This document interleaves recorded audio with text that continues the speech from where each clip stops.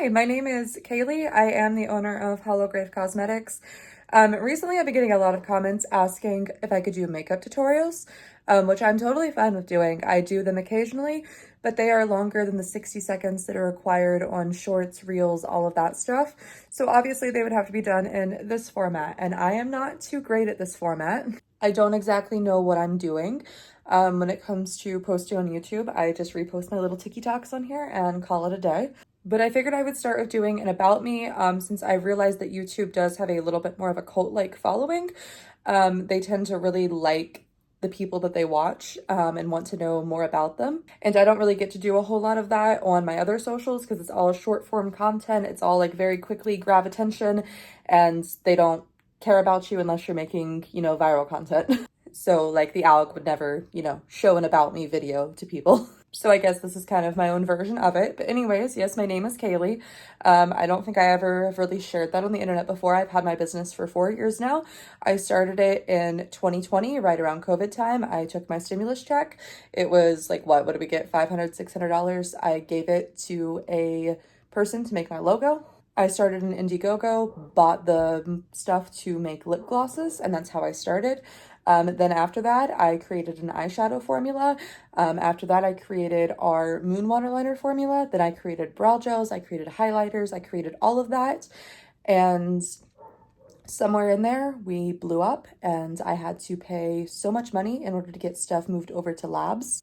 My brand did pretty much start off as a hobby. So obviously I was already at my new job and stuff.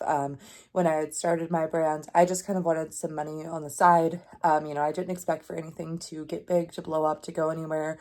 My brand, I made it for me. I am my own target audience, and a lot of the names and everything all relate back to my life and my traumas and all of that stuff. So when it did blow up, obviously I've gotten a lot of different feelings and opinions about my brand and what it is. When it blew up, the rest of the world got it as well. And I remember the first time I ever had something blow up was when I made our shroom palette.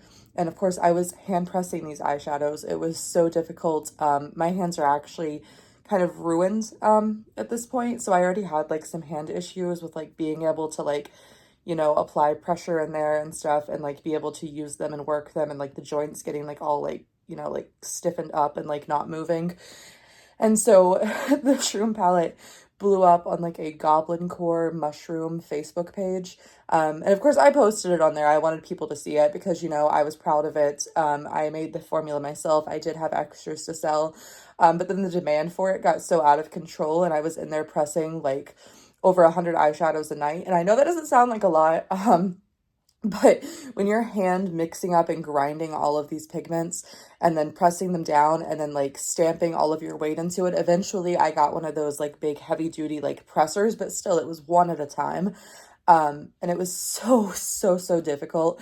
I wanted to give up right then and there. And I knew from that point on that I could not do this sustainably by myself full time ever. And that was not the last time I blew up. That wasn't even the time that made me to the fame that I am today.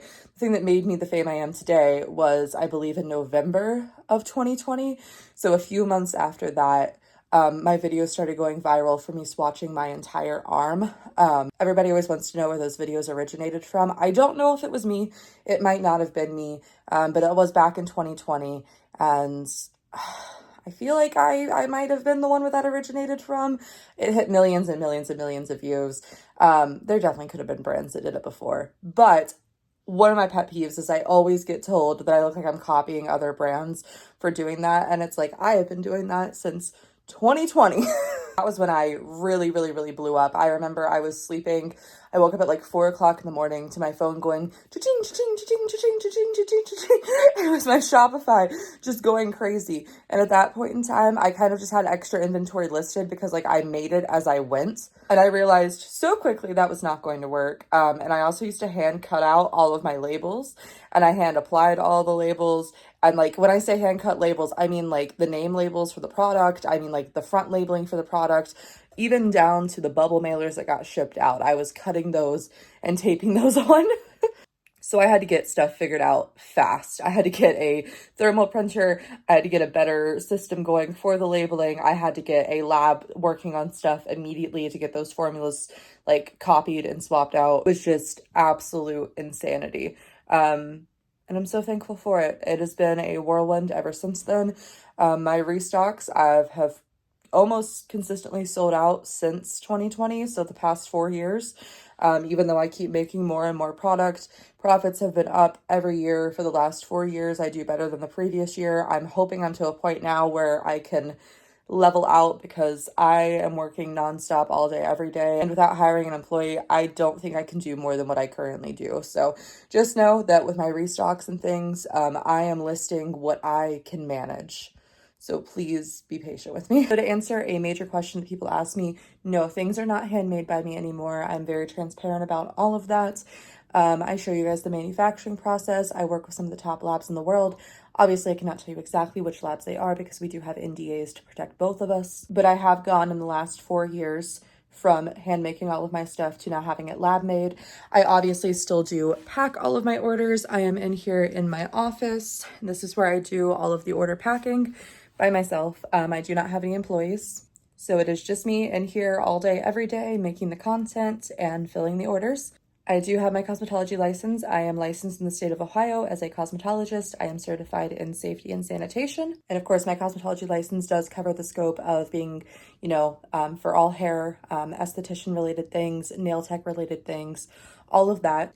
I started off my career, so I went to cosmetology school while I was in high school. I went to a career tech school. When I graduated from there, and actually still while I was in school, I worked at the shoe store called Converse. I moved up from a normal position there to be a manager in I think the 6 months that I worked there. Then that store closed down by the time I got to about the year point. I then got my job at Ulta as a prestige sales manager. I worked there for right at 2 years, and that's where I got to work with so many different brands. So I think the prestige manager job, obviously it's long gone by now. I think it's just the salon manager was combined into one position. But used to, I just ran the prestige section. I got to do training with a bunch of the brands. I got to run events with the brands and have all their makeup artists, and it was so much fun. That's where I learned a lot of my education about cosmetics and about how things work, the ingredients that are in things, all of that. Then I went on to work at a salon. Well, I worked at H&M for 2 weeks before the world shut down. I was the department manager there for the men's department. Like I said, 2 weeks before the world went up in flames. After that, I worked as a co-director at a salon for about a year. I wanted to officially leave retail, so then I got a job working from home for the government, the Department of Defense. And that's where I was for the last 3 years up until this past November, where I quit my job and now I do this full time. I was able to buy my house and everything thanks to this business. So I owe my entire life and soul to this business. But my brand was intended to be for me, a way for me to have a creative outlet, a way for me to release some of that trauma and create things and just have stuff that I loved, that I wanted as a consumer, and I run it like I owe my soul to it. That's just a little bit about me though. I just kind of wanted to share that with you guys as I am growing a pretty decent following here. I think we have 75,000 followers on this channel, and I know they're all from short form content, so I'm not sure that people will be so interested in long form content, but I am here if you are interested, and I would like to film makeup tutorials in this way. So that'll be something to look forward to. As of right now, I'm a little back and forth on my dreams and what I want for the brand. So on one hand, I'm very content with where I am. I make a good amount of money. I live comfortably. I'm able to pay creators occasionally to help me out with swatches and stuff like that. I live a decent, comfortable life, okay? I have no further wishes for where I want life to take me. If I just have this for the rest of my life, this comfort, this livability, I'm good, completely good. On the other hand though, I want to be one of the best, most favorite indie brands in the entire world. So I always have these two very conflicting ideas in my mind of I want to work for myself, by myself. I don't want to manage people anymore. I'm sick of being a retail manager, tired of all of it. I just want to show up, do the orders that I need to do, make the cute little content that I do, make things entertaining, interact with my customers, and be done with it and get to enjoy my life. And then you have the other half of me, the workaholic, the business side of me, who wants to go out and rent a warehouse, hire employees, build an entire empire for HoloGrave Cosmetics and just basically live at the office. I guess you could say there's a third one too. There's a third one where I would just like to sell off the brand, have nothing to do with it, and profit and get rich. That last one's kind of a joke, kind of a joke. Sometimes I'm like, you know what, I could just sell this for millions of dollars and it would be worth that, and then I could just go live on a cruise ship somewhere and be done with it. I love my customers too much though, and I love what I do so much though, and I love helping people and formulating and making new products for the industry that I'm not too serious about that one. That's why I'm serious about the empire version of it. So yes, while I'm so content with what I do right now, I do know I have some issues of supply and demand. I do know a lot of the times things are out of stock. I do know that sometimes our restocks go kind of quick. Much better than what they used to be. Used to be stuff sold out within 5 minutes. I've gotten so much better, but I'm still very limited to what I can do as one singular person in order to pack orders. I do work out of my home. I have my office up here that is specifically just for this, for nothing else. It is my own private area in my home, but it is still my home, so I cannot have people coming in and out of it for photo shoots, for packing orders, for like, that's a safety issue. I don't want that. So that's why I'm kind of like, oh, a warehouse, a giant empire, start building all these things, but comfortability, that I already have. So yeah, that's always something that I'm debating between. But for right now, I'm content with where I am and how I am. And I love my business. I love my customers. I love doing what I do every day of my life. Just another little something else I forgot to add in here would be how my brand got its name. So the name HoloGrave Cosmetics, it is a play on the words hollow, like something being hollow, like a grave being empty. So HOLLOW. And then, holographic, because everything in my brand is, holographic, black and holographic. So HoloGrave. The brand name also works well with my last name. It's not an exact thing of my last name, but when you think of my last name, you think of Halloween. So Halloween, hollow, holographic. I feel like it all just kind of sounds similar in there. So that is how I got my brand name.